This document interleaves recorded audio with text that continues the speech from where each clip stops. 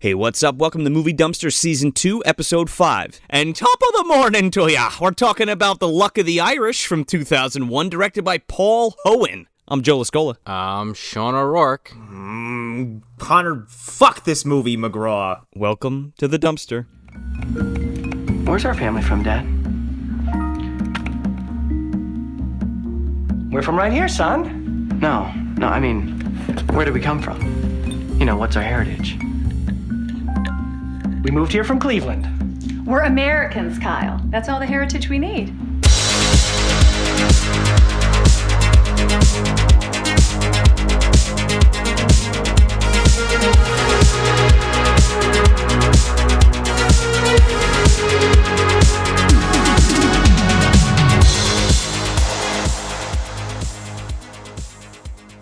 I jettisoned every opening bit I had because none of them would properly illustrate how mad this movie made me. Yeah. Irish Stereotypes, the movie. I'll just say this, like at some point during this film, if a fucking potato cartwheeled across the screen in a green hat and a red beard and then leaped into a crock pot full of corned beef and cabbage, I wouldn't have been surprised. It's one of the fucking Van Dams from Bleeders just fucking rolling in.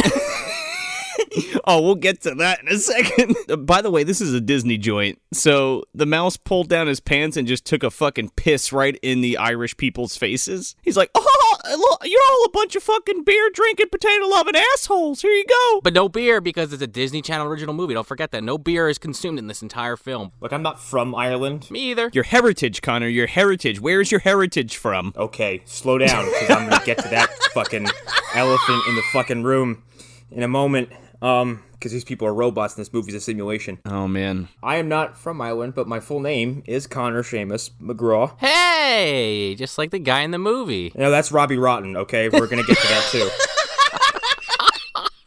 R.I.P. I was going to save that one, but it's too late. Fuck him. But a third of my namesake is in this movie, and never before have I felt so personally attacked by a film in my life. Listen, Connor, I'm right there with you. You know, I recently took one of those ancestry DNAs, and I am apparently 46% Irish, so I guess part of me is a little offended by this. Part of me is just like, what the fuck? And another part of me is just like, I can't believe that people enjoyed this so much that it's one of the top-rated Disney Original Channel movies of all time. I want to go back to 14-year-old me and kick my own ass. I'm about, like, I don't know, I guess 2 or 3% Irish, but this movie is offensive to me because it's just like, Jesus Christ. You jest. What do you mean? Joe Lascola, you're so Irish. I know. This movie is the t-shirt Everyone's Irish on St. Patrick's Day, the movie. Yeah. This movie is, I don't know, I'll try to plot crunch it, but essentially there's this kid, Kyle Johnson, who, he's got a lucky coin, and, he fucking loses it, and he loses all his luck, and you find out that his family are leprechauns. That's pretty much it. And he plays basketball. Yeah, and skill means nothing, and fortune means everything, and material possessions are king, and without these things, you are literally tiny and meaningless. Both literally and figuratively tiny. Man, there is so much to unpack here. I don't think the timeline matches up, but this is the most Irish movie since fucking The Departed. You know, when you guys suggest when we were talking about doing this, I'm like, oh, well, like, why don't we do like Leprechaun with Warwick Davis? And then we're like, it's a little too easy. Oh yeah. By the way, folks, this is for St. Patrick's Day, which is in a few days. We didn't mention that. Yeah, it's in a couple days. A holiday, mind you, that while my people supposedly celebrate, well, not in Ireland really, but in America here, because we're all Americans, guys. A little history about that. It's basically all about the Christians chasing all the pagans out of Ireland. Yes. St. Patrick chases all the snakes out. Mm-hmm. Some people think literal snakes. It's kind of, have kind of a love-hate relationship with the holiday because of that. You're not literally celebrating the Feast of St. Patrick. You're just getting fucking shit hammered. Well, most people are, for sure. Yeah, I used it as an excuse to go do my first pub crawl in Las Vegas once, and, like, that's how I discovered my first drag bar in Las Vegas. So, that's what St. Patrick's Day has done for me in the last 5 years. That's a win. Yeah, St. Patrick's Day to me is just making corned beef and cabbage and watching fucking the Leprechaun series. Yeah, I saw a man dressed as a mermaid with fake boobs and pasties. Yeah, nothing says St. Patrick's Day like that. That bar was more subdued in its delivery of drag queens than this movie was in its delivery of Irish culture. I would have liked it a lot better if it was a bunch of drag queens running around this movie. At least it would have been fucking entertaining. That would explain why everyone's so fucking mean to each other, too. Oh, God. Well, this movie opens with this bizarre intro scene where this main character, Kyle Johnson, he's giving this voiceover, and it's like the zoom out of the eye, like the beginning of Lost or some bullshit. And he's like, people, we're all different. Except there's one thing that brings us all together, and it's showing, like, you know, people of different ethnicities, black, white, Asian, Middle Eastern, everywhere, South American. And he goes, we all have heritage. Things passed down. It's like I'm sitting there thinking, okay, I get what you're trying to say here, but you basically just said everyone's different, not that everyone's, okay, sure. I don't think that's how that works. Like, I get what he's going for, but it just doesn't play that way. Not once is he like, everybody's different, and that's okay, because we're all the same on the inside. Everybody has a heritage except me. I'm like, okay, so you came from a dragon? Space? Nothing? Space? Were you born in a pod like Keanu Reeves? What do you mean you don't have a heritage? You have parents, right? You're a little white boy. You're obviously of European descent somehow. By the way, this is a dream sequence he's having, because this is the kind of problems this douchebag faces. He has a dream of one of his classmates doing this really ornate and involved Native American, like, ritual dance. And I'm sitting there thinking, man, he's got a really active imagination or a perfect memory, because holy shit.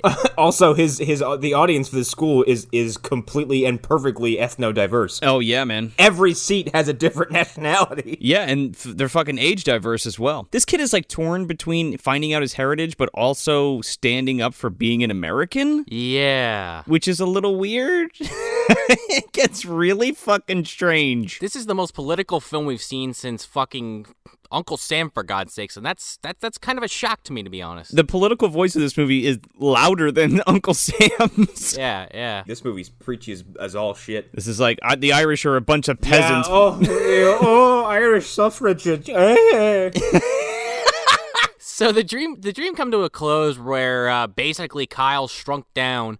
Like Honey, I Shrunk the Kids, and he gets fucking stepped on. And then slam cut to him on the couch, fake sleeping, and his mom, Kyle, your big game's on. You gotta get ready. And he's like, whoa, I was having a nightmare about things like Heritage Day. There you go, that's my list of problems. Yeah. He's like, Ma, geez, I'm really wound up about this Heritage Day thing. And she's like, I don't care. Fucking get ready. Basketball. And he's like, hey, Mom, what's our heritage? And she's like, what? I didn't hear you. You want a fucking fruit bar and a yogurt? Great. This kid looks at his parents and goes, where are we from? And his parents stop as if to exchange with gritted teeth. Honey, did you hide the body? Yeah, it's in the garage. What are you talking about? Yeah, it's okay. Okay, he won't ask any questions. Hi! What do you mean? We're from here. Off to school. First, I thought they were going to turn to each other and be like, the child unit is onto us. We're from planet Uranus or whatever. But that doesn't happen. And then secondly, I thought that I was like, these motherfuckers murdered somebody, or they're killing people in different. They're killing kids in different states. And they moved here under a different name identity. They're like, yeah, we're from Cleveland. We're Americans, wink. Yeah, he goes, what's our heritage, Dad? And he goes, why, we're Americans, son. And then the national anthem plays and they salute the flag and they fucking do a march and a push-up. I mean, that didn't happen, but if I told someone it did happen, are they going to call me a liar? No. So he's like 14, 15, right? You're telling me this fucking dipshit never once took, like, a history class? Yeah, I don't know. You know what I'm saying? Unless he just slept through them all because, hey, here's this side plot. Don't forget your lucky coin, Kyle. Or you'll be useless in every department of life. Without money. Yeah, without your lucky material item. Solid gold, man. This kid is 14 on the basketball team, and is apparently their star player.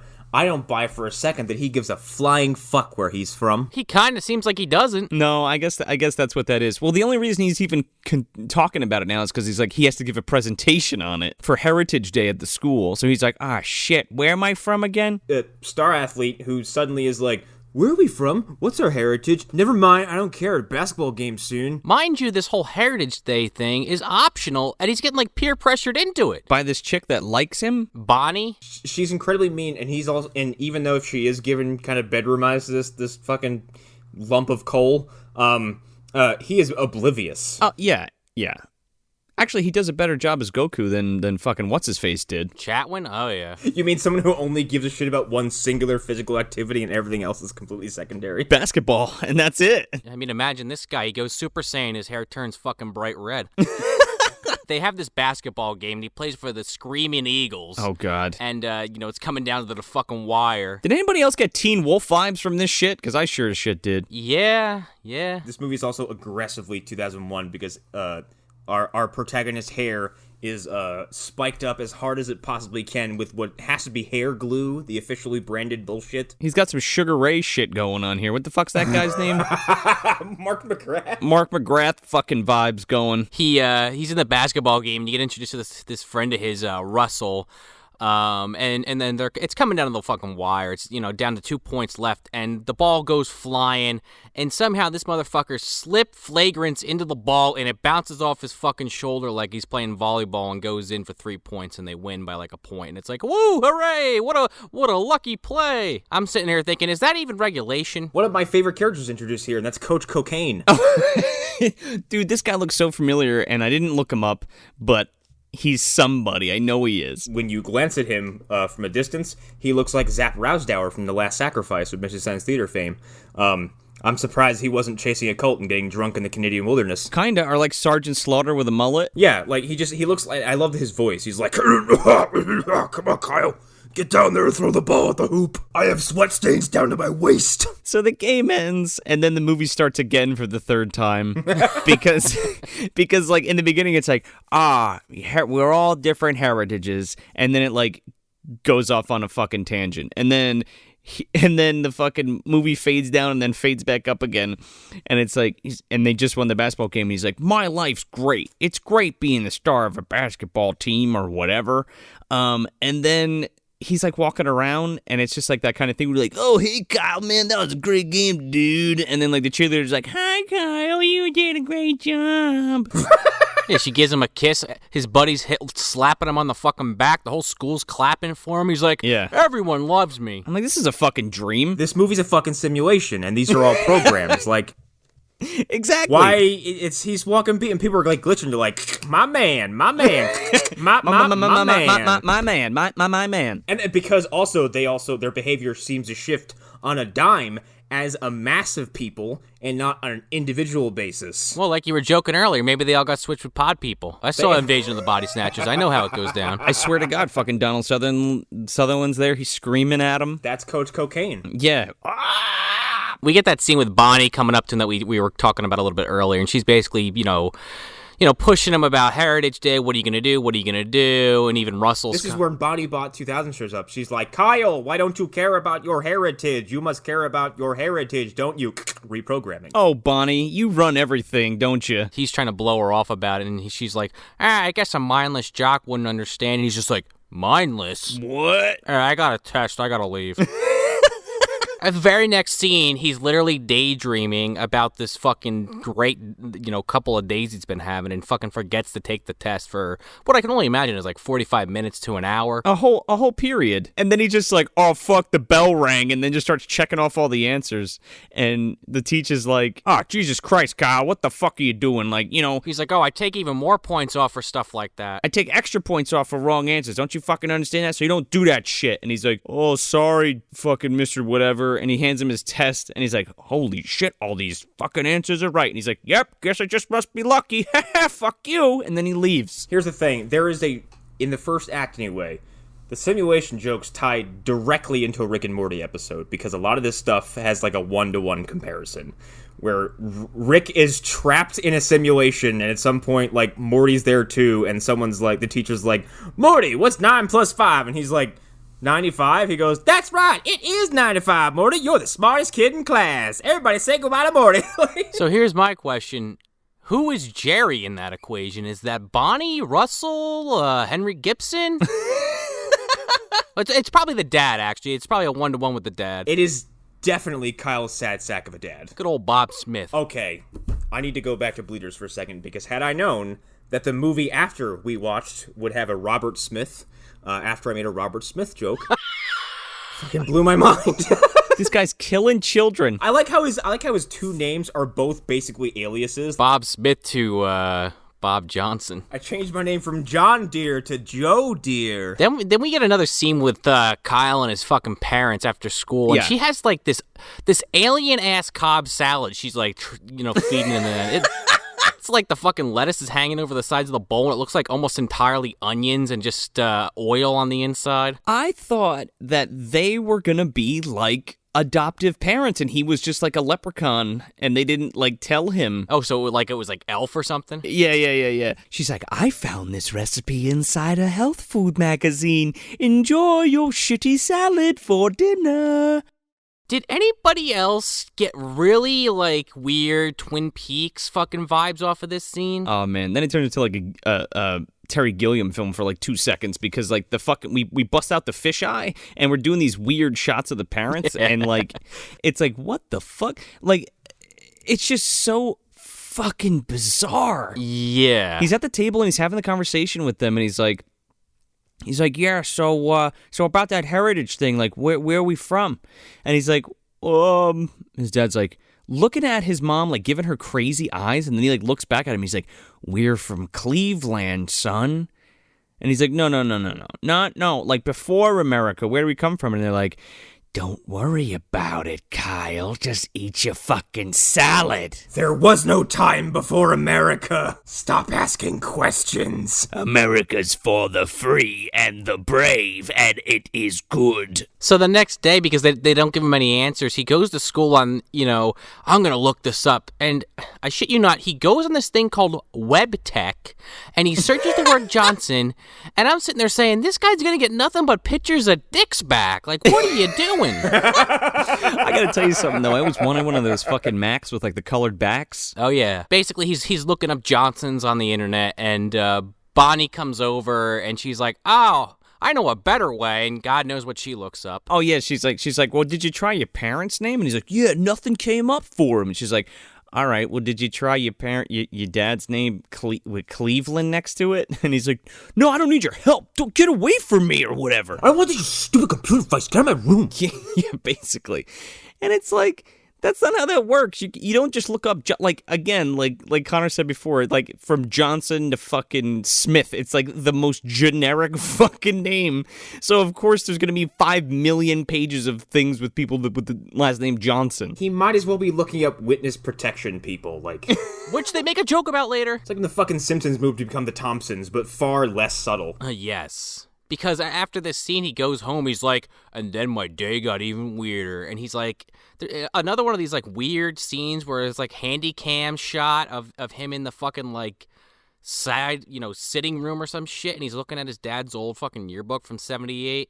And he's like, I can't find my dad anywhere in here. And that's where he finds the birth certificate for fucking Bob Johnson. Or for Bob Smith, and he puts 2 and 2 together that, oh man, the names don't match up. Why would Dad change his name?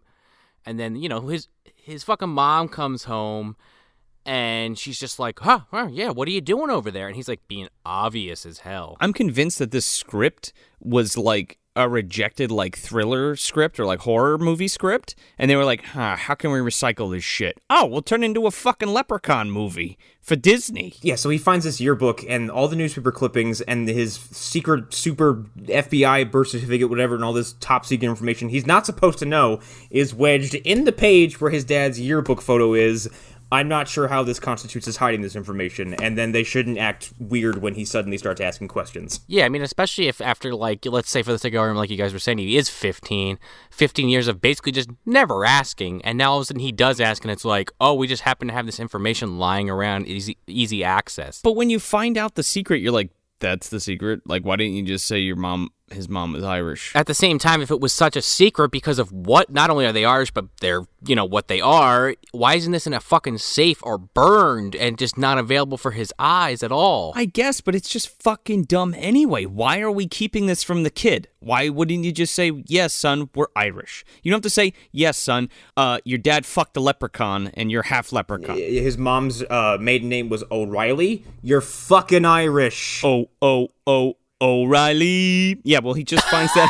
You shouldn't even have to ask. The most Irish-ass fucking name you could have gave these people. Yeah, his name might as well be Shaughnessy O'Hennessy or something like that, or whatever the fuck. Kyle's out there shooting hoops with Russell, bullshitting with him. He fucking fires a ball off behind him like 30 feet out, and he just makes the shot, no problem. Russell's like, man, you're just lucky. You're the luckiest guy in school. Everyone knows that. He fucking doesn't even fire this ball. He, smacks it into the hoop without even looking. Also, he's a real big asshole about this whole luck thing. Everyone's like, man, you're just, everything just works out for you. He's like, whatever, man. Swish. Just lucky, I guess. Oh, I just found a fucking 50 on the ground. Thanks.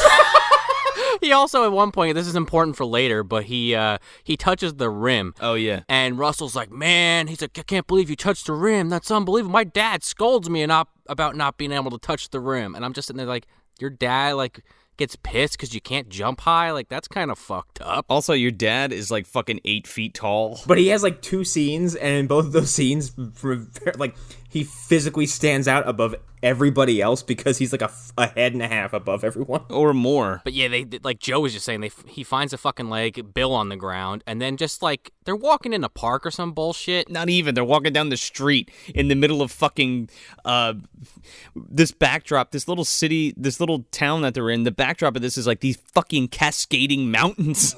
This mountain range. Where the fuck are these people? Well, they're walking down the street and just out of nowhere make a 90-degree turn to this fucking bench. Hey, look, the Seamus guy.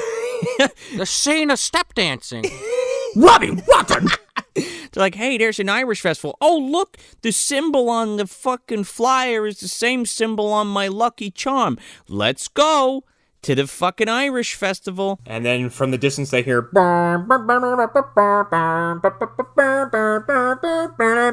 Dude, I wanted to jump through the screen. He literally Russell goes, hey, I think that guy's Irish, Kyle. Maybe you're Irish.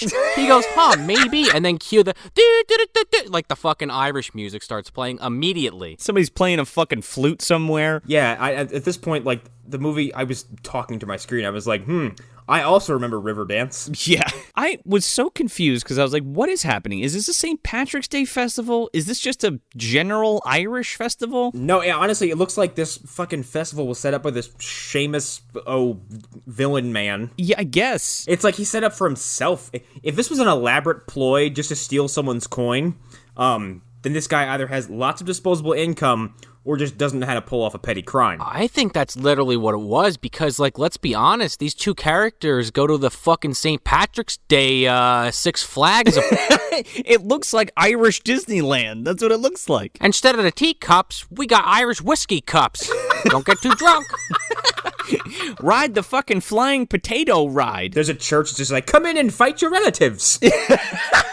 Flip the gold coin into a fucking cauldron. The booze is on us, you dirty, filthy green bastards. Get in there. Rawhead Rex is the fucking mascot walking around. Oh boy, yes he is. There's somebody dressed up in a Rawhead Rex mascot costume taking pictures with the kids. Well, no, it's actually him. That's the thing. He's eating children, in the back? Yeah. Oh, he's in the spook house, the Irish spook house? No, first of all, he's not eating children there. He's in the church peeing on the priest while people are punching their relatives.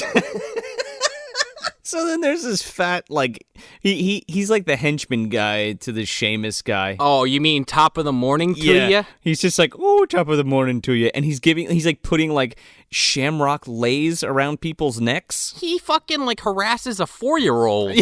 He sure does. This little girl runs up to him and he's like, top of the morning to ya, little girl. You smell like whiskey, mister. Kyle and Russell are walking around and they stop at this little stand, and there's other gold medallions that look like Kyle's medallion. He's like, and Russell's like, hey man, look, there's your fucking medallion. He's like, no man, that's not real. This is solid gold.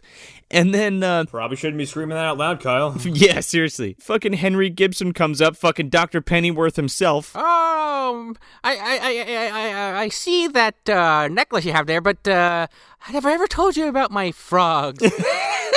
Oh, that's a nice little charm you got there, wee charm boy. But what about the frogs? I know you want to see a frog. Look at this. You ever fucking see a shoe that was made as nice as this? I don't think so. Just replace frogs with shoes, and it's the same character. The only thing he's missing is the goddamn bathrobe. Yeah, and then he puts it. It's as close up his fucking foot.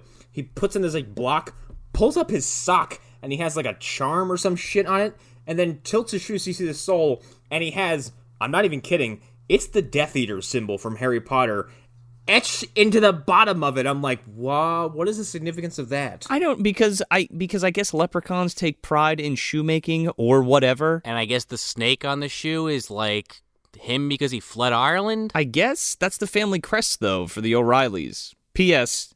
Spoiler, it's his grandpa. Spoiler, this guy's name is Riley O'Reilly. Yes.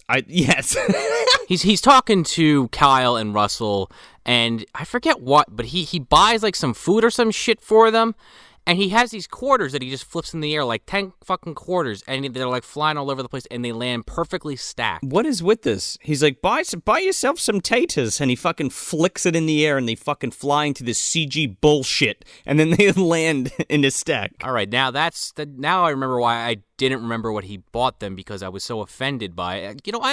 I'm not even like that. So, maybe offended's the wrong word, just maybe perturbed, I guess, with all the potato talk. It's just kind of stereotypical nonsense, and it's not even fucking funny. You said that fucking joke 900 times, and this guy's a fucking proprietor of a goddamn potato chip factory, called Emerald Isle. Jesus fucking Christ. I mean, I recently grew a beard, and half of it is red. I might as well have been an extra in this film, but yeah, some of this stuff I found to be just it's haha, snot. It's subtle references. These aren't subtle. These aren't references. This is just a string of stereotypes that you kind of crudely stitch together and then call it a day. Yep. Which then just progressively gets worse, especially when his mom comes back and is a different person altogether. But neither of you sliced your potatoes too thin and then fried them and invented potato chips 100 years ago. So he's got you on that one. Also, I was going to say, when he threw these coins up in the air, Harvey Dent went to grab one and fell to his death. You always have two minds about everything, Harvey. Batman doesn't kill. I don't kill. Bye! So yeah, he disappears after his little coin trick, and here comes the step dancing from the Saint of the Step. I actually like this part. I thought the river dance shit I thought it was cool. I thought it was impressive. I like it. Well, I'm sure Disney threw some money at a local troupe and was like, do the thing. Yeah, that thing. The dancing thing. Cool. The step, whatever the hell it is. We need authentic Irish people in this movie, or else we're gonna look like a bunch of fucking bigots. Do you know Michael Flatley? One of you probably knows Michael Flatley. Come on. You're river dancers. You must know Michael Flatley. Lord of the Dance. What is it? No, Saint of the Dance. Because we couldn't do Lord of the Dance, because that would be a direct ripoff. This guy is fucking Seamus comes out, and he's got this matador-looking shit, shirt on, except it's green. Dennis Leary once said Michael Flatley comes out in his fucking bullfighting jacket.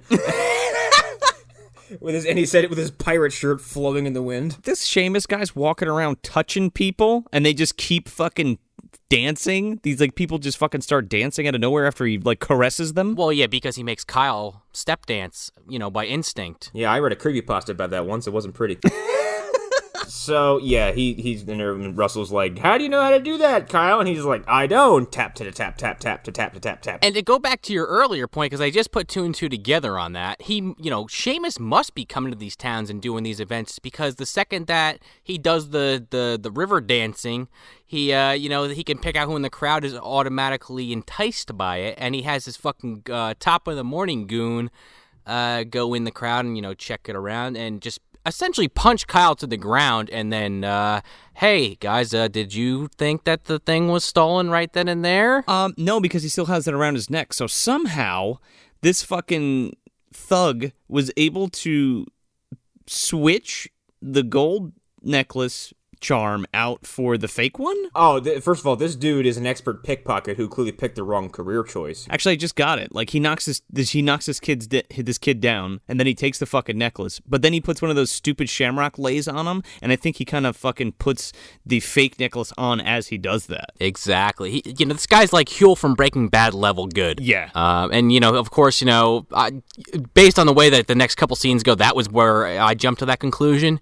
But, Kyle has no fucking clue. He's totally brainless on this. Because, again, mindless jock. Kyle also seems like a passenger in this thing called life, where he just relies on his good fortune to get him from day to day, and more or less just goes like, whatever, everything just works out for me, and just sits there like a fucking block of wood. He relies on his good luck to get him through, like, his morning, like, routine. Like, getting out of bed and then, like, getting out of bed and, like, picking out his clothes and shit. Oh, my God. Yeah, because the next scene is the next morning. And, the fucking alarm's going off. I don't remember if his room was a mess in the first scene, but it is now. No, it's a shithole. He's about to have the unluckiest day of his life. TM. This was the part of the movie that reminded me of my mother the most. My mother, she loves her heritage. And around this time of year, St. Patrick's Day is the time when she dyes it, super red, and she has the curls going big time. The difference is my mother is a human being, and the woman in this film is an illusion. The woman in this scene is a fucking caricature of an Irish woman from, like, the 1700s. Yeah. Oh, this woman might as well be the Song of the South version of Irish people. That's exactly... You just fucking sang my whole thought with that line. This is the Irish Song of the South, this movie. Yeah, he goes to eat breakfast, and, like, his mom's hair, which was, like, she kind of looked like earlier in the movie, like Leslie Mann from, like, the Apatow movies. Like, it was all kind of, like, done up like a mom do and just looked kind of nondescript. He comes into the living room, and his entrance might as well have been announced with Irish flutes, like, burr, burr, burr, burr, burr, burr, burr. Or like the Dropkick Murphys or something. Oh no, they're later. No, it was the Toe Kick Johnsons or something. The Toe Kick Johnsons. Yeah, they changed it from the Toe Kick Smiths. Yeah, and like she turns around and now she has flowing curly red locks of hair, and she's like, "Oi, son, sit down and have your breakfast." She turned into the main character from Brave. Also, it's kind of like my mom is aggressively Irish in her appearance. Like, she has this kind of hair. I don't. It just it didn't grow from my head. It grew from my face. You put that on a t-shirt, Connor. The question is, do the curtains match the drapes? Stop it! That's my mother! I was talking about you. Connor, you inadvertently took that in a much darker direction. Well, not only does she have the curly hair with the very bright red, stereotypical Irish look, she also is now humming Irish tunes to herself and has like a pretty thick Gaelic accent. Listen, man, I'm with it because she's making black and white pudding, and I fucking love that shit. She's got some bangers and mash going for breakfast. I'm with it. She makes so much food for these fucking two people. Is there a portal in the backyard to, like, a big giant farm out in the fields of Ireland?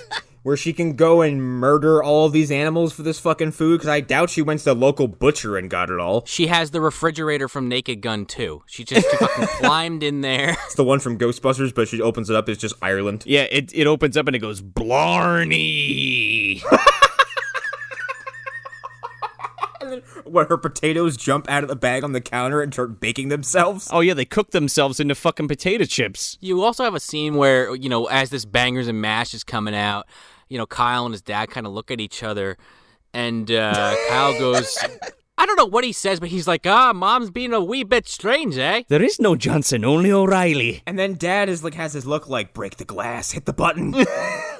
They got the most, like, plain Joe looking dude I've ever seen. He's just, like, he's balding, he has, like, a dad beard, he's kind of portly and wears, like, a sweater vest the whole fucking time or some shit like that. He kind of looks like the guy from Pickers. In the third straight episode with a Resident Evil 2 reference, he looks like the truck driver at the beginning. He does. Oh, the remake? The guy eating that sloppy-ass burger?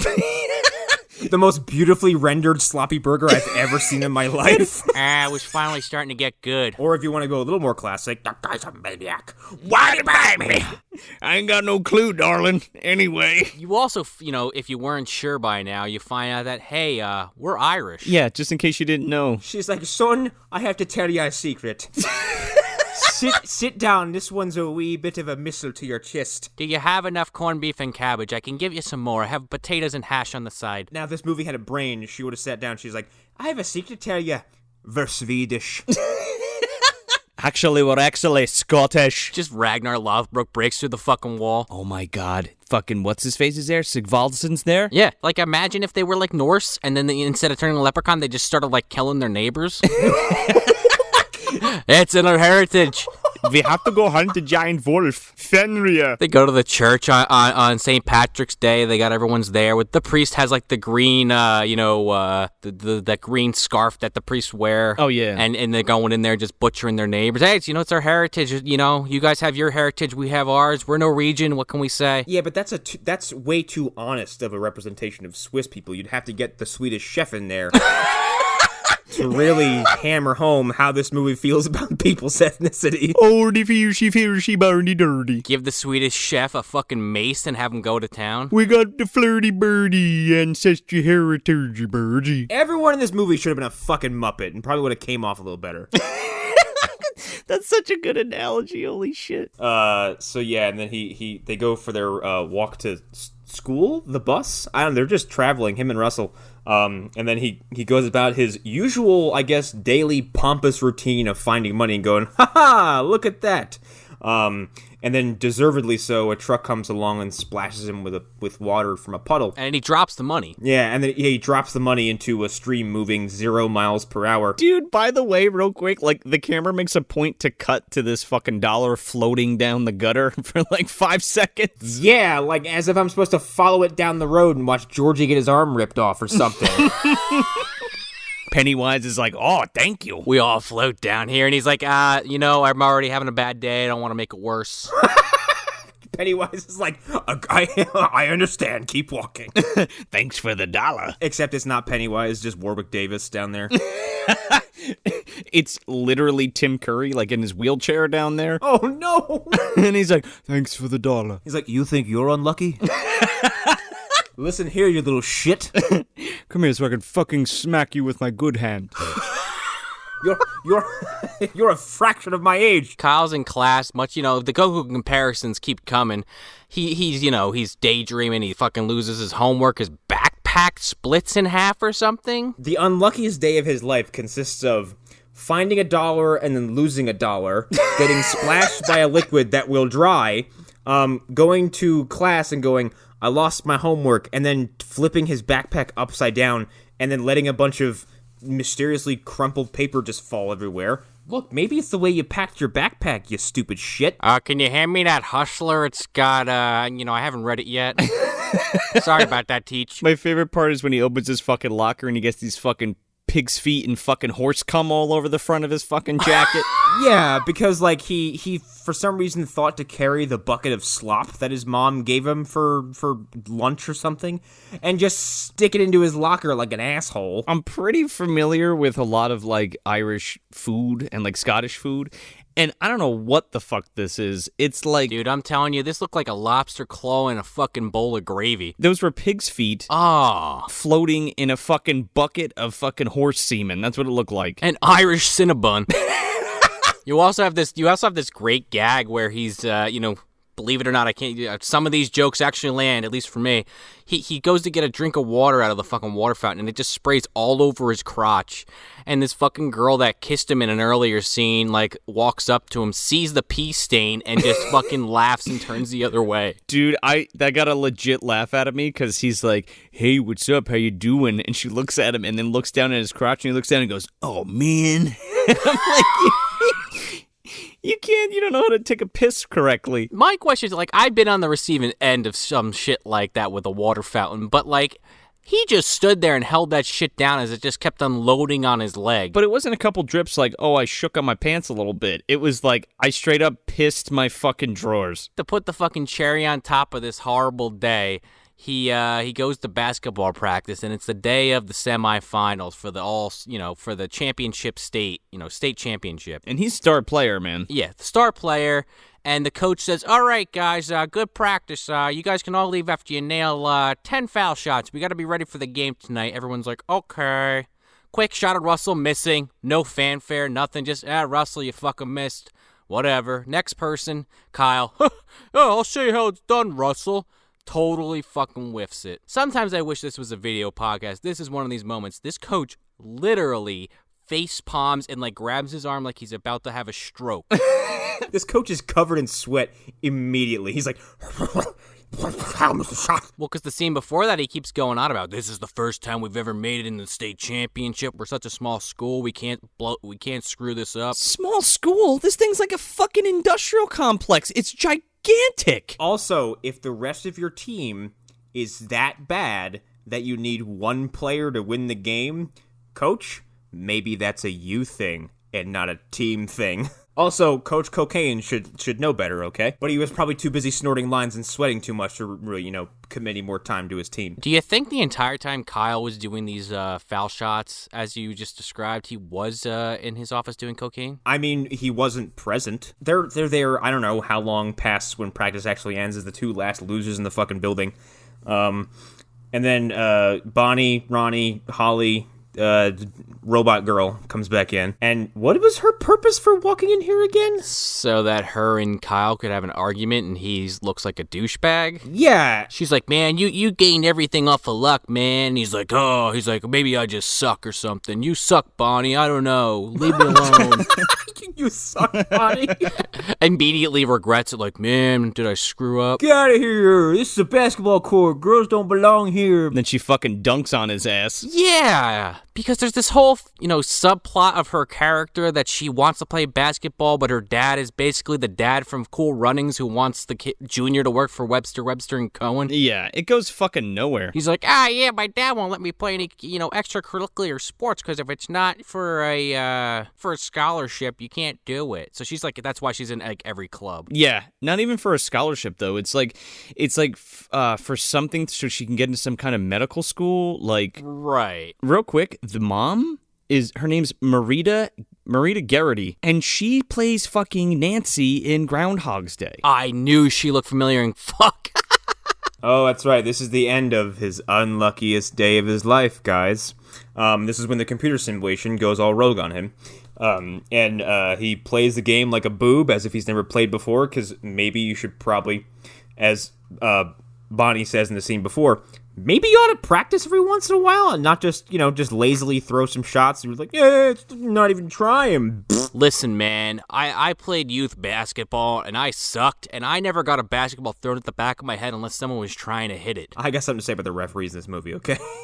They'd be more suited to referee pro wrestling matches, okay?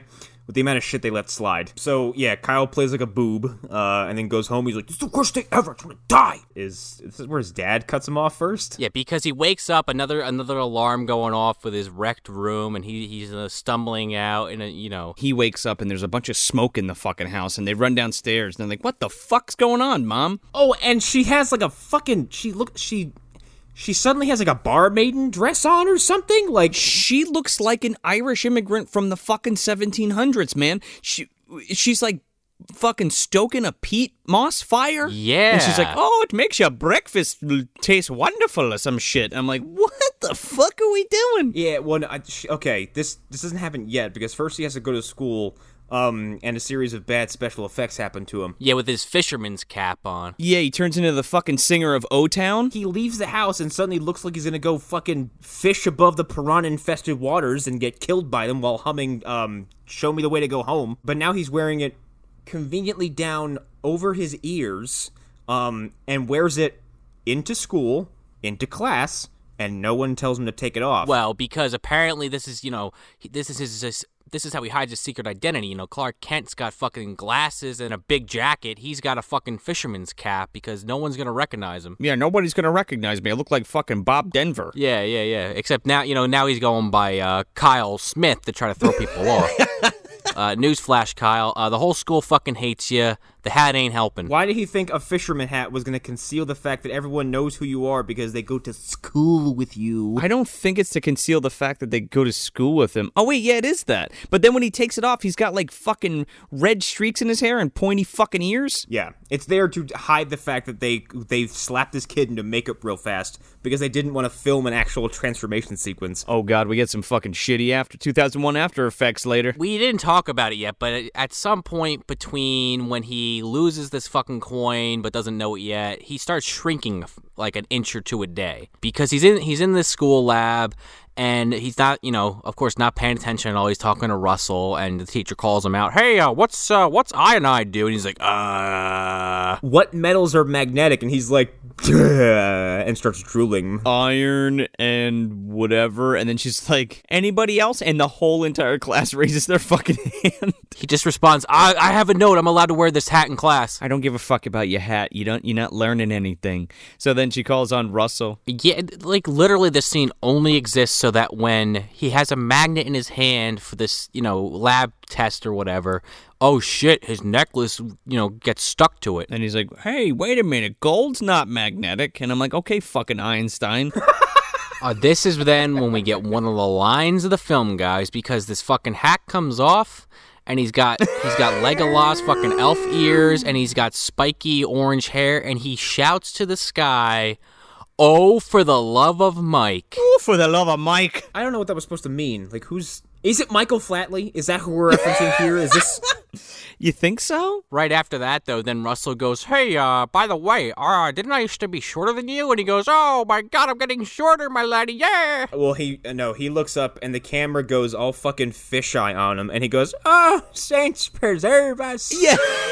And then he fucking just, like, bounds off screen like an asshole. And then just, like, fucking runs home. I'm like, truancy. Yeah, he's, like, slowly turning into a member of O-Town, and then he's like, I gotta go home. Yeah, he's like, I'm turning into a leprechaun. I'm like, you're turning to a boy band member or something. You look like now he looks like the lead singer of Sugar Ray, minus, like, the annoying little, like, goat patch in the middle of his chin.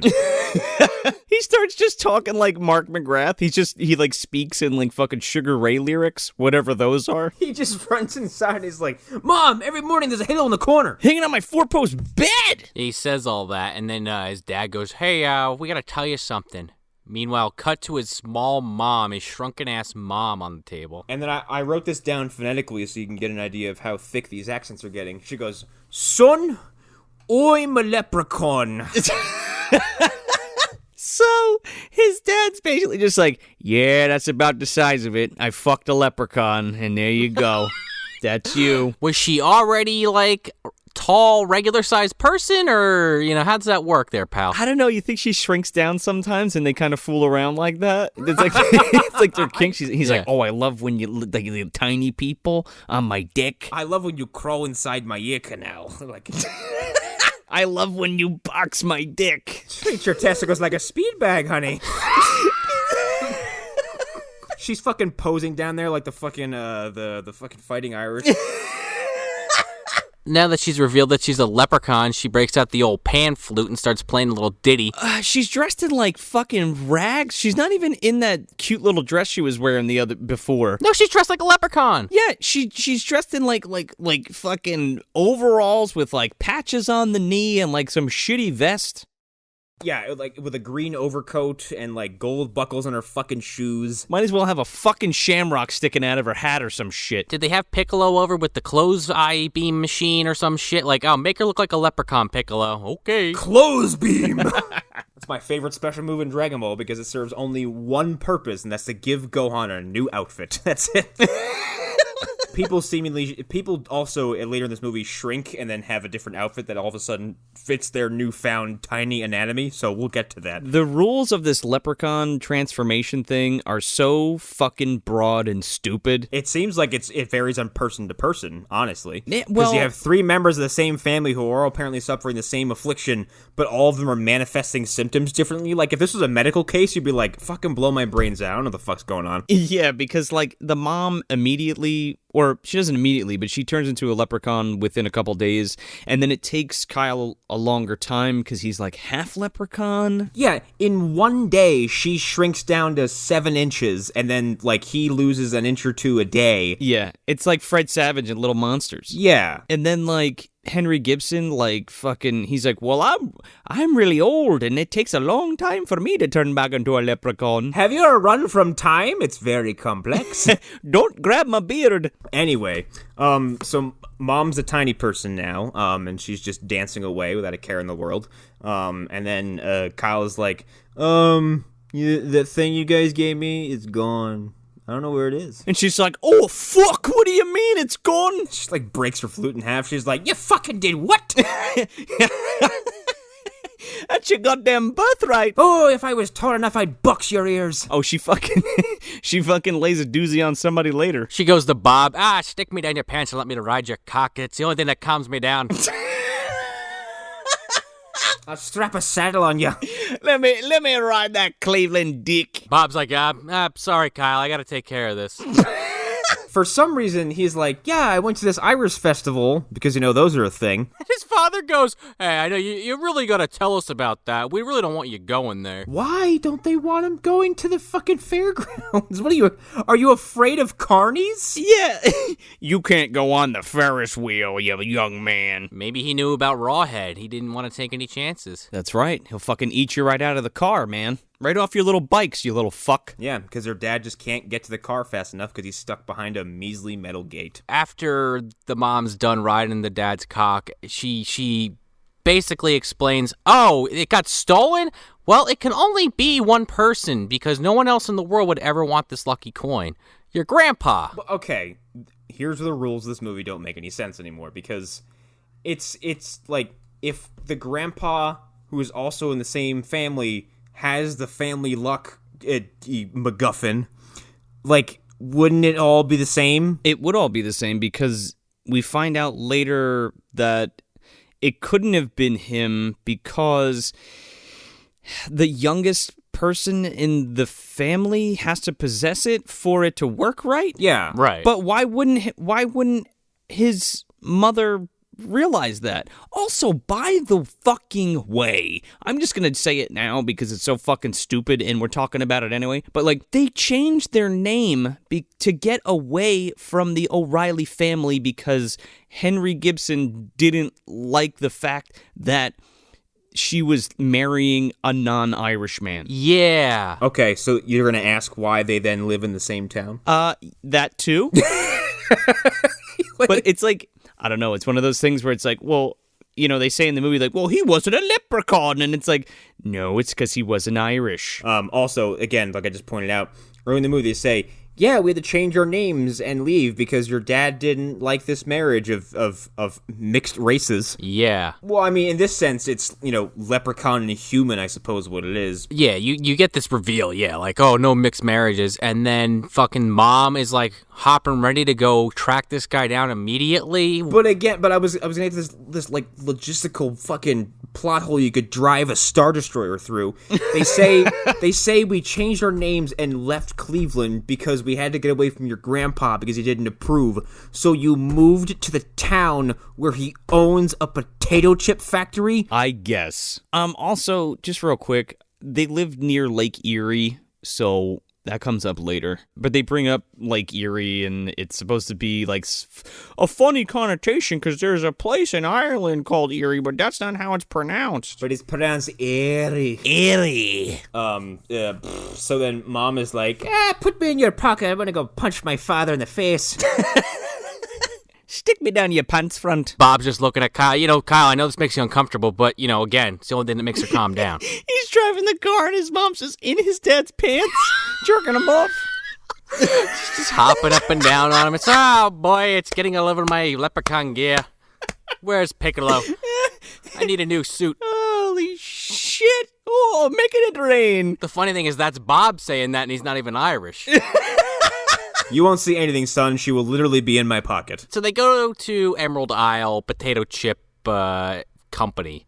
And, Kyle and Bob go in. And I guess the mom. But they go inside. So they go to the security guard, and they're like, yeah, can we meet Mr. O'Reilly? And this fucking Mike Huckabee's son-looking motherfucker is sitting there going, I don't know about that, sir. I think you need to leave. They're like, are you going to make us? And then slam cut to them being thrown like in the bushes outside. First of all, I don't believe any of these fucking old heifers could lift these guys any higher than a few inches.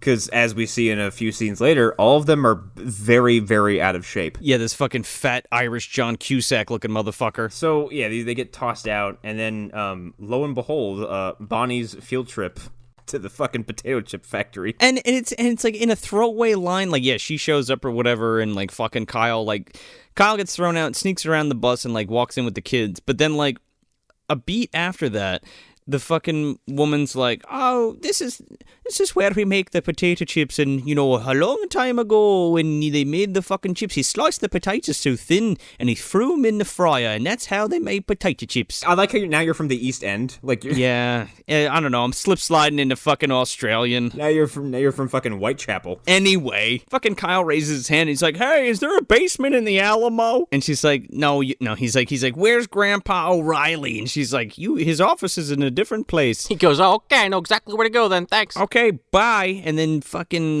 Bonnie like runs towards the back of the group, and she's like, "What are you doing, man?" She's like, "You're not part of the fucking what trip is this for?" It's for like, you're not in the fucking overachievers club. You didn't earn this. You didn't earn this potato chip factory tour. And then, yeah, he just tags on this field trip looking like a sore thumb. Especially when he pulls her from the crowd into a staircase in a very well-lit room full of employees, and no one says anything immediately. No. This fucking building looks like a military base out of GoldenEye or something. Yeah, it looks like the facility, man, or the dam. Yeah, the dam. It does look like the facility. Fat Irish John Cusack sees them like in a hallway, and he fucking hits the fucking big red button, and then all the security guards go after them. All the security guards go, and they take out their fucking nightsticks? Yeah, the fucking Benny Hill music starts playing, and they're like running down these hallways. Well, they see a Vulcan running down the hallway.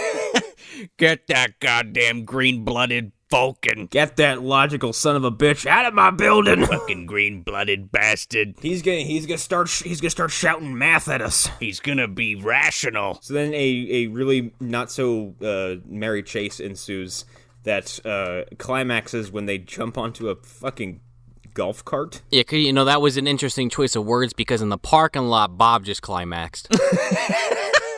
Oh, Bobby. There's 2 levels of rising action here. We only see one of them, though. I am sorry. I can't get the image of this little woman, like, pleasuring this dude, this fucking fat bald guy in his Ford Expedition in the front of this potato chip factory. I'm telling you, she's in there and she's just like ding ding ding ding ding ding ding ding, like knocking his balls around. Oh my god, I'm gonna make it rain white in here. So yeah, then Kyle and Bonnie jump onto this fucking little golf cart and like get into this narrow hallway that is the exact width of this golf cart. Dude, it's like the Austin Powers scene, except they fucking run this guy over and send him into into boxes of potato chips. Which actually, when I thought about it, I'm like, that actually probably hurt. The next scene, Kyle falls into a tube? Yeah, he goes through the chute that all the movies go into to make it to the fucking dumpster. He fucking falls down the goddamn potato chute. He falls down a Rube Goldberg device, basically. It's just like, it looks like a laundry chute, and he's like, falling down head first, and then drops 15 feet in the air into an empty cart or something, presumably breaking his neck. He's fine, unfortunately. It's like fucking the Willy Wonka factory, and when he comes out of the tube, like a fart, you hear a fart noise, and then he falls into the fucking tube. His grandpa's is there, who has like the zinger of the movie. He's like, better not bake this one. It's my grandson that I previously denied his existence to my own employees, who are all now behind me. And then he gets up, and without skipping a beat, he's like, oh, almost got baked. And then Bonnie seemingly has no preservation skills whatsoever and just leaps into this fucking tube too, and she's like, Kyle, and just fucking slides down. Dude, she face plants to the ground. There's no cart to catch this girl, and she just fucking eats shit in the ground. She sure does. And she just hops up, and Kyle doesn't even ask her if she's okay. I'm trying to remember what happens next, because I know Henry Gibson gives this fucking backstory about how him and the daughter, or the mother, I guess, him and his daughter had a disagreement about the marriage, and they haven't talked. And her family has history. Okay, yeah, but then he says some shit like, our people have had 1,000 years of oppression, and then we had to come to America. And I'm like, who? The Irish or the leprechauns? Right. This is where this movie starts to decide that it's just going to get really preachy. Yes. And it hits you with like several scenes of like back-to-back proud to be an American, where at least I know I'm free, and like the fucking Boondock Saints theme is ringing through the fucking mountains of Ireland.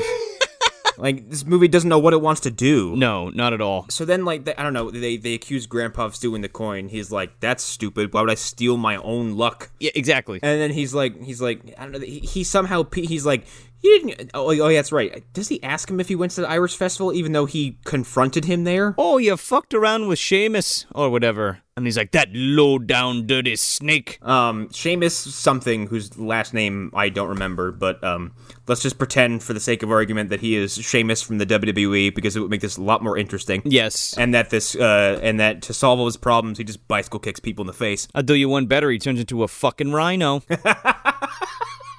That would be amazing.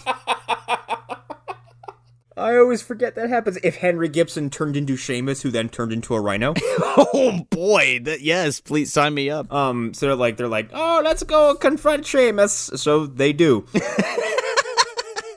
He comes outside and the dad's trying to start the fucking car and he can't, and he's like, oh, I almost got it, but really he's just fucking climaxing, and he's like, oh, I guess the car's not gonna start. And he's like, ooh, sorry, I was hitting the brake pedal there. Right after he finishes his business, he goes to shake Henry Gibson's hand, and he looks down and says, I'm good. Yeah. So then, like, Henry Gibson, like, sticks his head in the car, and the mom is, like, buckled into a seatbelt in the back, and she, like, undoes it and, like, walks up to her dad and, like, fucking socks Henry Gibson right in the fucking mouth, and he, like, falls backwards. That got a laugh out of me. It was pretty good. She's like, oh, you bastard. Well, she knocks the shit out of him, and then, like you guys were saying, they can't start the car. So Riley goes, oh, all right, we could take my car.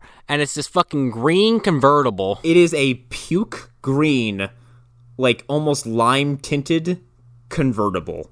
I'm like, and they make it a point to drive past the Emerald Isles logo. They also make a point to drive past Russell, who's just wandering around the street, and then just oh my god, fucking hops in the car. This movie universe is the smallest one I've ever seen, because not only do they live by the grandpa they were trying to flee from, but they also managed to drive to confront their Irish supervillain, and along the way pick up a fucking... A party member? Exactly. It's like they came across a fucking bard for their fucking Dungeons and Dragons raid party. They're driving down the street, and this little boy, like, walks out into the middle of the street and goes, hey! And then they just stop the car, and he gets in the car, and then they just continue about their business. It functions just like recruiting an NPC. I would like to know, too, when he does get in, there's a series of, like, gags where he's just, like, shocked. Wow, your ears are pointy. Your hair's all orange. Wow.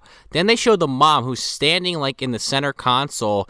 Well, mind you, they're driving around. She's not buckled in or anything. No. I don't know how she's not falling all over the place. And he's like, wow, your mom's a leprechaun, huh? She's like, Mrs. Johnson? She's like, oh, it's me, Russell. I love ya. Then fucking Henry Gibson has, like, this long-ass, fake-ass beard and leprechaun ears. They go to the fairgrounds, and Seamus's vehicle's there. And I'm like, they're gonna go back there, and, like, what are the odds that Seamus is still gonna fucking be there? Lo and behold, he is.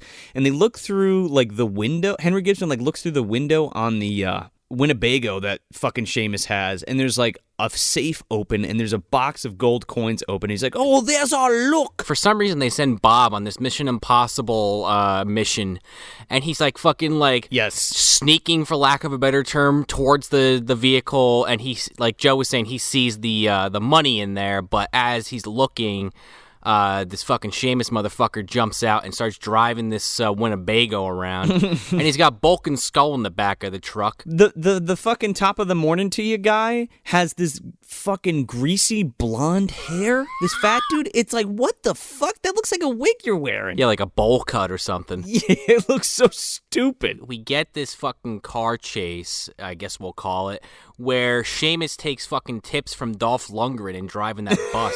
He's fucking taking these turns with his life. The fucking fart ska kicks up. Oh my god, I was like, are there real big fish in the back of this RV? What's fucking happening here? Seamus is like, oh, the corned beef and cabbage, throw it out the back on those fuckers. And they throw it out, and it just fucking whacks this goddamn convertible, and just shit goes everywhere. And then they crash, right? Yes. Or they crash, or like, oh no, they blow out a tire. Yeah. And then Henry Gibson's like, well, I'm so lucky that I didn't need a fucking spare tire.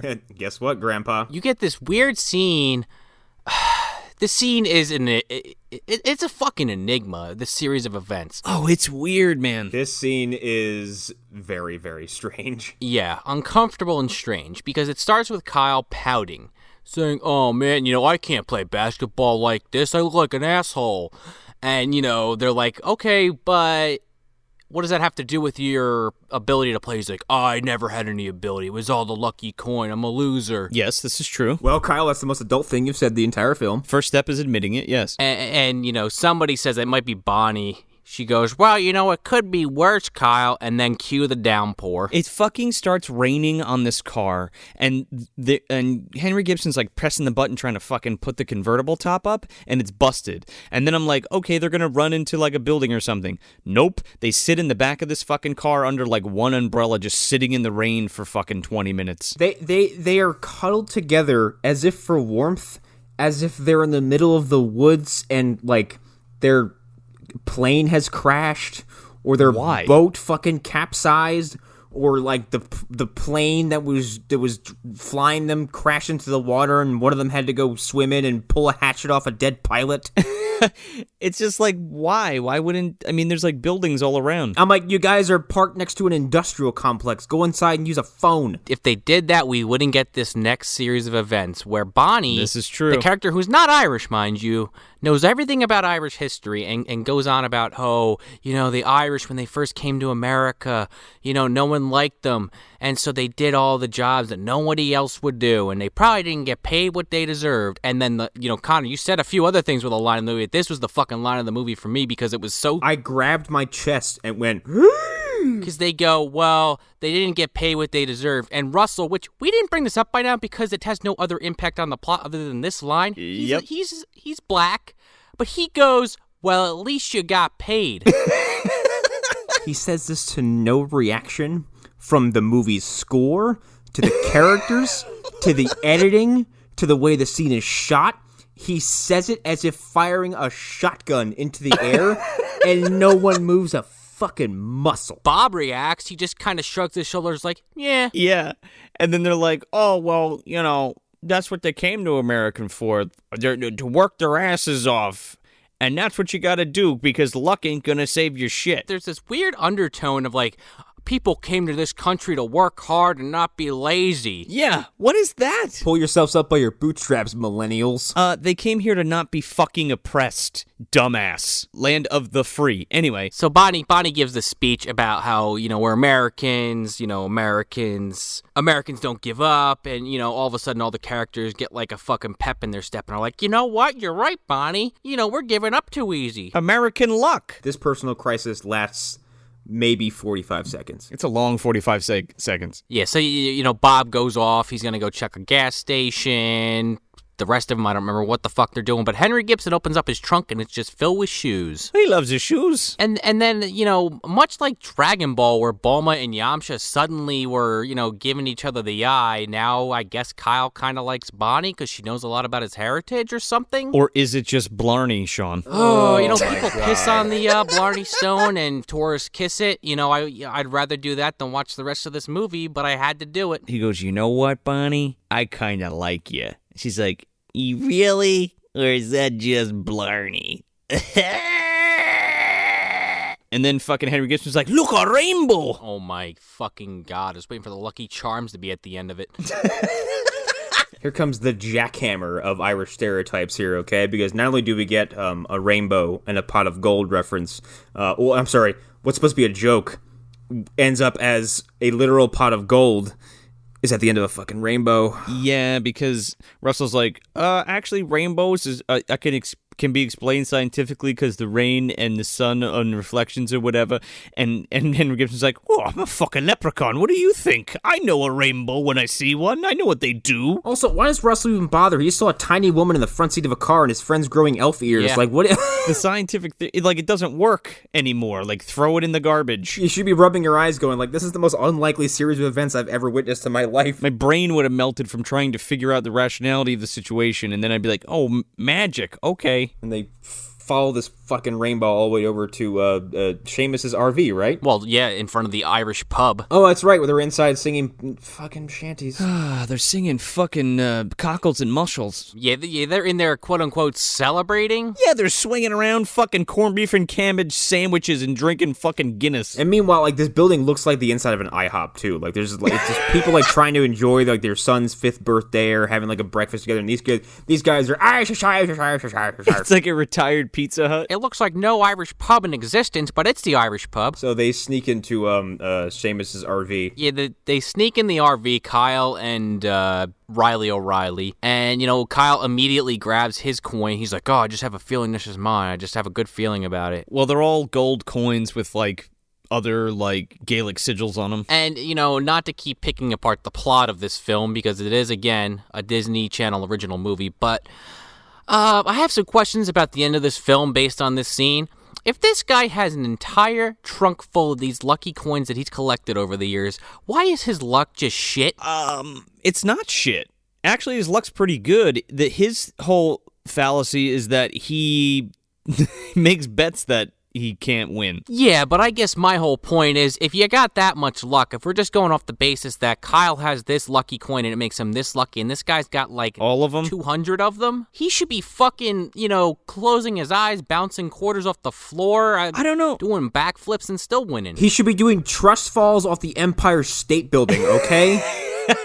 I don't know if that's the way this works, because the way I took it is the particular charm, Lucky Charm TM, is protects the family or keeps the magic of that particular one keeps that particular family in human form so they don't shrink. And so is this the one with Lucky Charms basically where he has to, pretty much jump across the multiverse and steal all these fucking coins from Jet Li? That's what he's doing, because Endgame is he wants to be king of the fucking leprechauns, man. He should just go to fucking Vegas and just play the slots for an hour and he'd be set for a millennia. Why don't you go buy a fucking island somewhere? So and Grandpa's like, let's just take it all because I've learned no lessons in this 200 years I've been on this earth. And Kyle's like, we're Americans. We didn't come here from Ireland to steal stuff. Yeah, here comes that weird pro-America shit again. Americans aren't pieces of shit, basically. We don't steal from other people. Screenplay by George H.W. Bush, what? Yeah, well, that's what I'm going for. Unless they've got some crude oil willing to steal from nobody. So, as Henry Gibson's basically trying to decide if he's going to steal all this money or not, Seamus gets a feeling or something, and then he just shows up like Pegasus from Yu-Gi-Oh! And just captures fucking Grandpa in his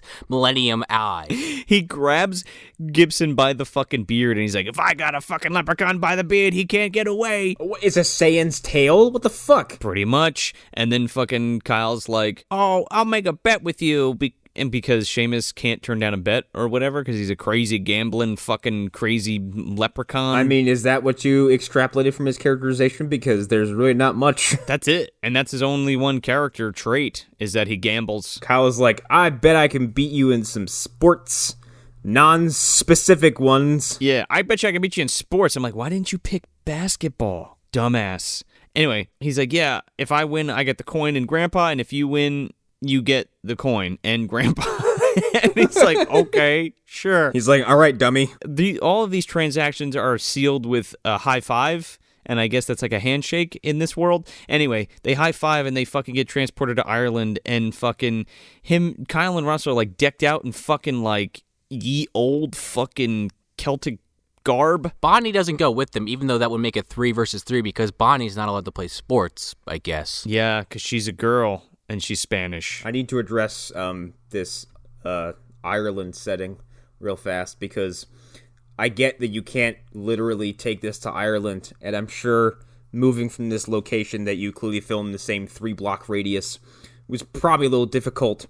But did you really have to go out of your way to dress up what I assume is a golf course? That's what it looks like. Random just bits of it looks like the universe imploded, this is all that's left. It looks like the end of Dark Souls. Yeah. Why is there just a piece of Stonehenge sitting in the background with a fucking pot in front of it, and then other just Irish stuff? And I love how it's at night, so everything has a vignette around it, so it just falls off in darkness. You don't even know where the fuck you are. It looks like an episode of Goosebumps the way this shit's shot. Oh, for sure. Yeah, there you go. Nailed it. Well, because the whole point of this is to kind of show off the old Irish, sports. Yeah. Don't ask me what they are. I'm Irish and I have no fucking idea. But one of them involves throwing a wagon wheel. Yeah, one of them is the first one's called hurling, which is basically field hockey / cricket, I think. And Kyle just a ball gets thrown at him and he hits it over the fucking goalpost and they're like, okay, win. And then it's like, throw a wagon wheel. And fucking Sheamus wins. Throw a rock. And then he's like, throw a rock. And then Sheamus wins that one. And then there's like a wrestling match. Yeah. And Sheamus kicks his ass, kicks Kyle's ass. It should be noted that this is a grown man doing this against a 14-year-old. And he's like, I'll challenge you to some sports that require lots of upper body strength. Yeah. And then anything that involves a ball, because the last one is like the second to the last is like another ball. I think it's like rugby or some shit, and he just fucking kicks it across the goal line. And then they have a fucking dance-off. Vanilla Ice himself walks onto the scene. And, or takes over Kyle's body, however you want to envision this at home, folks. The ninja rap possesses Kyle. Yeah, and he starts dancing really poorly, and they go, what is that? He goes, it's my dance. And then he just starts break dancing randomly. And fucking wins. We were led to believe that Kyle was a useless mound of flesh without this coin, and that he couldn't even play the game he was supposedly good at. And now he is apparently not just decent, but dominating someone in certain departments of this challenge at things he's never done. And this is what I'm saying, like, this guy should have been doing backflips, like, 16 feet in the air. Like, he should have easily beat his ass in this department. For sure. He's also magic, and Kyle is not. Right. He should have just pulled out a gun and shot Kyle in the face and called it a day. Let's be real. Yeah, it's very true. He was under no obligation to play by any sort of rules, and he's like, okay, sure. Well, I think he says some shit like, oh, it'd be Irish sportsmanship or some shit, like, to be fair or something like that. Which he is. Oddly enough. So then they tie, and then Sheamus is like, well, give me your grandpa. Yeah, and he's like, no, I bet you you can't beat me without my lucky coin in basketball. And he's like, you got a deal. And he's like, if I win, I get the coin in grandpa again, and if you lose, you have to go back, you have to live in Lake Erie. And he's like, okay, wherever that is. And then they fucking and then it's again it's the last scene in fucking Teen Wolf where Michael J. Fox wins the basketball game without transforming. Sheamus's powers are very broad, because he not only has the ability to teleport people between seemingly across countries or in between time and space. He's Bobbity. Yeah, but he can fast forward time. He can displace entire groups of people. He can slam dunk, man. Yeah, him and his goons are all disguised as children, and they're on the opposing team. All the while, Henry Gibson is chained to a fucking basketball net. Yeah, like up on the board. He's up on the backboard with a giant fucking Jacob ass Marley chain on his fucking, like, wrapped around him. He's like, ooh, save me, boys. You can do it. You can do it. You can beat that bastard. Well, and then, Bonnie arrives with the parents, and, they're all back to normal, and, they come in, and for some reason, Bonnie and the dad can see that the leprechauns are involved, but nobody else can. Yeah, and Kyle's mom is now back to regular height, with her hair back to normal in regular clothes. You don't see her transformation back to this at all. It just happens off screen. Bob's crying in a corner because he knows it's going to be a while before she gets that small again. He's got to have hired someone to steal the coin. Yeah. They're having this, like, tensionless basketball game, and then suddenly Grandpa Beardface Chain is like, Russell, take this coin! Just fucking throws it. He's like, it's lucky or some shit. Go away! It's definitely not a placebo. And then Russell's like, yeah, my own lucky coin from a person I have no emotional attachment or your personal connection to whatsoever. Thanks, creepy old wizard. Well, he's like, oh, he's a leprechaun. This must be lucky. Watch me. It's Mike's special juice, special stuff. And then Russell suddenly, overtakes the whole game. He's dipping and dodging behind people. He's fucking slam dunking everywhere. Meanwhile, Sheamus and his cronies are, even disguised as school children, blatantly running and shoulder checking people like it's a fucking pro wrestling match. And the ref's like, yep, I'll allow it. And, like, we're just getting, like, slam cuts back to the scoreboard and the timer and then the scoreboard and then the game and the timer and the scoreboard. Rinse, lather, repeat. It's this for fucking 7 minutes. You also get the scene where Kyle, he finds out from Russell that he got a lucky coin, quote unquote, and he goes over to Grandpa and he's like, hey, Grandpa. He's like, this is bullshit. Why would you give him a lucky coin? What the fuck? And he's like, oh, you fucking idiot. It's not lucky. It's just, he needed some confidence. Kyle goes, after he hears it, he gets all chipper. He's like, oh, you know what? Because he's like, oh, it's all inside his heart. Russell just needed a confidence boost.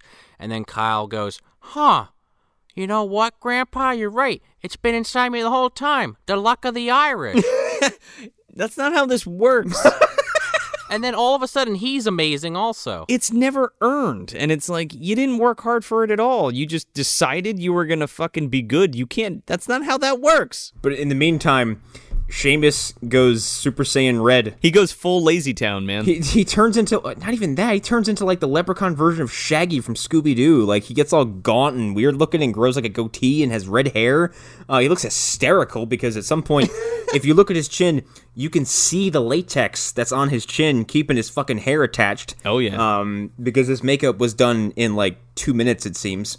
And then he's fucking running and growling around this court because he's like, you gotta lose, whatever, I don't care. And then, I don't know, it's tied or something, and then Well, then Russell, finally get the call back to the earlier scene where he finally touches the rim, and his dad's literally jumping out of his shoes. He's so happy. Yeah. yeah, his dad, who's like his tall fucking dad, who's sitting in the bleachers high above everybody else. Even people behind him, his kneecaps are above them. Much like the first game, it's down to the fucking wire, 3 seconds, 2 seconds, and, with like a 1.6 seconds left, Kyle bounces the ball to Russell. Russell fucking jumps in and dunks it and for the win. Yep, he touches the rim. As if that's what this movie's been all about the entire time. It hasn't been, but it makes you think it is. And then one of the only bad effects from Beetlejuice makes a reappearance in this film. Oh, shit. How did it look worse? Kyle's ears shrink, and he, turns each one to the camera so you can see the shitty After Effects morph back into a regular ear. So Seamus basically, he lost, and he goes, I'm going to be the king of the leprechauns, so I don't care. Send me home. Send me back to Ireland, to the lands of Erie. And then he makes that joke. But it's not Erie. It's called Erie. Yeah, he's like, you're going to Erie. And he's like, oh, you fucking stupid American bastard. It's Erie. And he's like, nope, I'm from Cleveland. You're going to Lake Erie. And he's like, no. And his fucking arms shrink, and then his head shrinks in some of the worst fucking early 2000 CG that I've ever fucking seen. And he folds up like the fucking like Luke and fucking witches, and then the coin drops off and he disappears and gets shot off into fucking space and then dunked into fucking Lake Erie. After he blasts off, it magically reappears to the end of the basketball game. And, everyone's cheering, and, they pick up Russell and they pick up Kyle on their shoulders like C-3PO and R2-D2 at the end of Empire, or at the end of Return of the Jedi. Again, this is a simulation. None of it's real. Yeah. Well, then you finally get, Bonnie's father shows up and just says, Webster, and Cohen. I mean, where were you, Bonnie? This movie had the audacity to frame this like it was a payoff. Yeah. He steps down like, who's this sharp-dressed man? And Bonnie's like, hello, father. That's my dad. And then Henry Gibson rolls up. Oh, you should be proud of your daughter. She came to Emerald Isle fucking potato chips, and she's getting the potato chip scholarship. But she needs to play a sport. And he's like, oh, okay. Hey, Bonnie, you're playing basketball next year, right? And she's like, I guess so, Dad. Wink. And then the beginning of a wonderful relationship as Bonnie and Kyle side hug. Yeah. Freeze frame, baby. Yeah, freeze frame. And she whispers in his ear, I'll fuck you because your grandpa's getting me an internship. And his eyes just widen. Cut to fucking black. Oh, actually, not cut to black, because, we talked about this pro-America shit, and there is this scene. Oh my God, you're right. Yes, I forgot. Kyle finally does his Heritage Day, and he's doing the fucking step dancing that he now magically knows how to do. He starts fucking singing, this land is my land, this land is your land, and then Bonnie comes out and starts singing with him, and then everybody fucking joins in. Also, mind you, he does this step dancing not in front of an Irish flag. He does it in front of a fucking giant American flag. Because I have Irish heritage, but I'm an American. Yeah, and he's like, this country was founded with immigrants. We put them into slavery. I mean, it's a great opportunity for everybody. Expansionism was a wonderful... Uncle Sam is in the corner pre-burn, just clapping. He's just grinning like Jack Nicholson from the party, going like, yes. Yeah, that was the luck of the Irish. And I know we've been treating this overly seriously than we should because the fucking.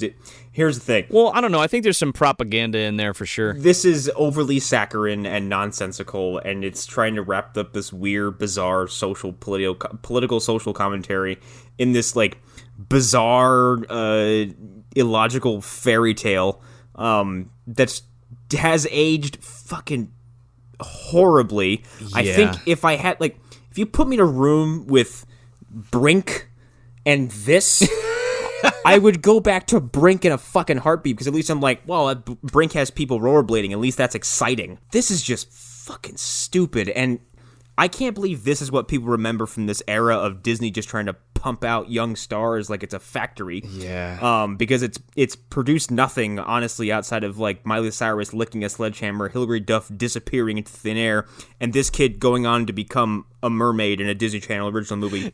So where are we putting this? I'm throwing this into that goddamn potato chute that was earlier in this movie.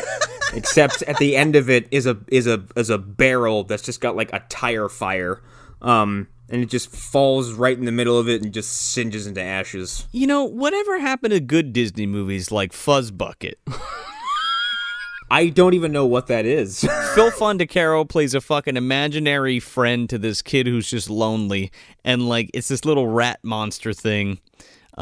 It's really fucking weird, and I love it. Yeah, I don't fucking need this at all. You can fucking throw this right in the trash with your leftover fucking corned beef and cabbage, right in the fucking dumpster. I don't need it. Again, like, I'm not even Irish, but like, this is like just so fucking offensive and just like stupid, and just like, it's everything I hate about the holiday. Like, this reminds me of like a fucking St. Paddy's Day pub crawl. Like all those jackasses running around with like fucking shamrock sunglasses and fucking stupid hats and shit. You mean like the total bastardization of a holiday and what it's supposed to mean, and like, or in this case, like what, like, yeah, like an entire like ethnic culture, and just basically just using it as a means to tell this like cockamamie fairy tale that just doesn't make any fucking sense, that ends on a fucking wet fart. Yeah, it's just this arrogant fucking boisterous bullshit of a bastardization of, you know, a culture, and it's just like, fuck you, don't need it, right in the trash. Fucking slam dunk that shit right in the fucking trash. Yeah, I mean, I gotta kind of just piggyback off of Joe a little, because he's right. It is basically just taking all of these stereotypes and tropes about, you know, a group of people, and just trying to put like a family-friendly spin on it, but it's still really kind of offensive and unnecessary. It's almost like, you know, they saw people putting fucking green coloring fluid in their fucking Coors Light, and they were like, you know, how can we turn that into a movie? And they made this. You know, this is your post St. Paddy's Day meal after it's ejected from your anus into the dumpster.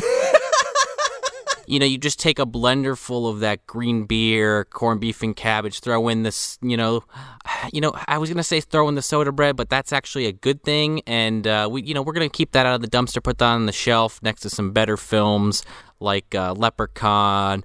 And, we're going to, better films is the key word there. I did not say that's necessarily a good film, but it is a better film by fucking leaps and bounds. At least it's fun and enjoyable. Yes, and at least someone gets their head caved in by a pogo stick. I wish I had my fucking head caved in by a pogo stick after watching this film. You know, it's the drippy diarrhea draws at the bottom of the dumpster. It's just not.